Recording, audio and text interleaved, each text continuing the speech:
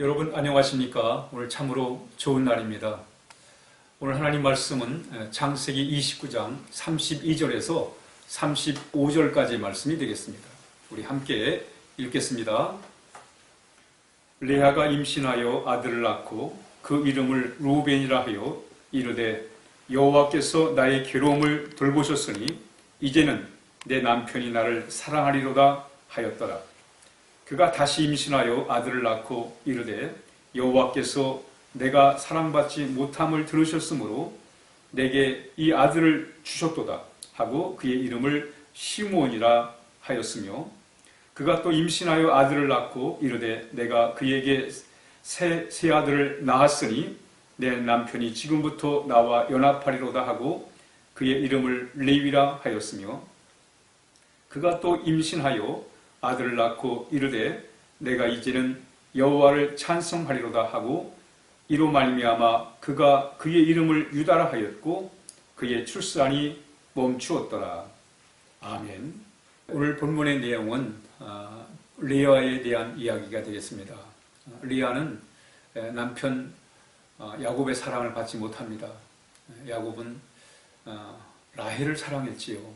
라헬을 위해서 14년 동안이나 참 수고를 할 정도로 라헬을 사랑했습니다. 그러다 보니까 레아는 언제나 그 야곱으로부터 거리가 있었고 또 많은 마음의 괴로움을 당했고 또는 서러움을 당할 수밖에 없었습니다.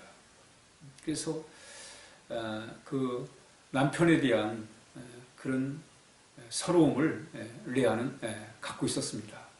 이때 하나님께서 그 레아의 마음을 살피세요.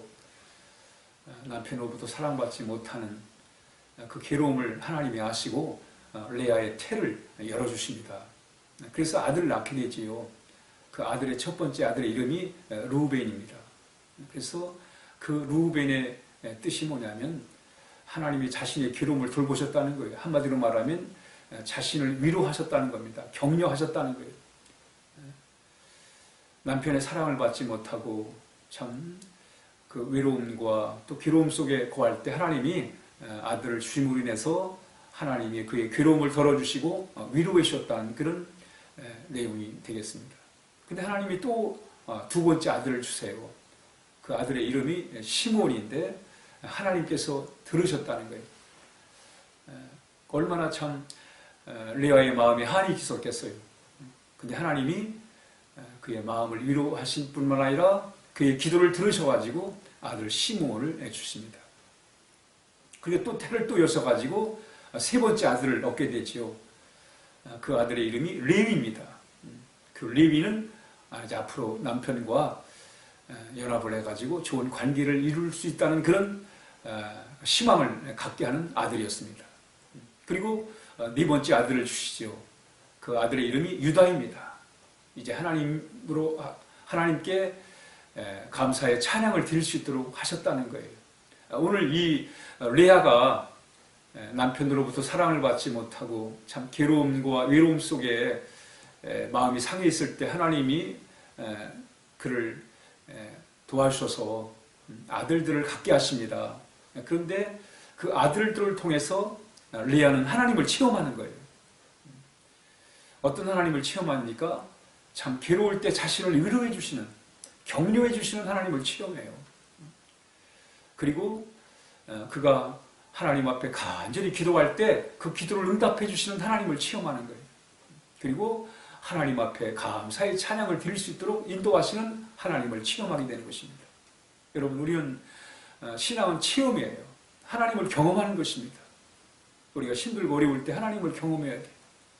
레아가 참 괴로울 때 위로의 하나님, 격려의 하나님을 체험했던 것처럼 우리도 참 이 험한 세상을 살아갈 때에 우리를 때때로 위로해 주시는, 격려해 주시는 우리 하나님을 체험해야 됩니다.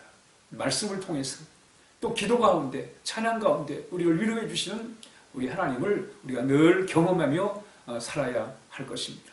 무엇보다도 우리의 마음에 이 감사의 마음을 하나님을 향해서 가질 수 있는 그런 마음, 여러분, 감사하는 것도 내 마음대로 되는 게 아니에요.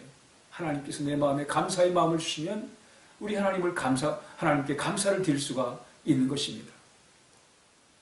이런 여러 가지 체험을 통해서 레아는 삶의 용기와 희망을 얻게 되는 것입니다. 오늘 이 사건을 통해서, 이 이야기를 통해서 우리가 발견하는 메시지가 뭐냐면 하나님의 사랑이 인간의 사랑보다 우선한다는 거예요.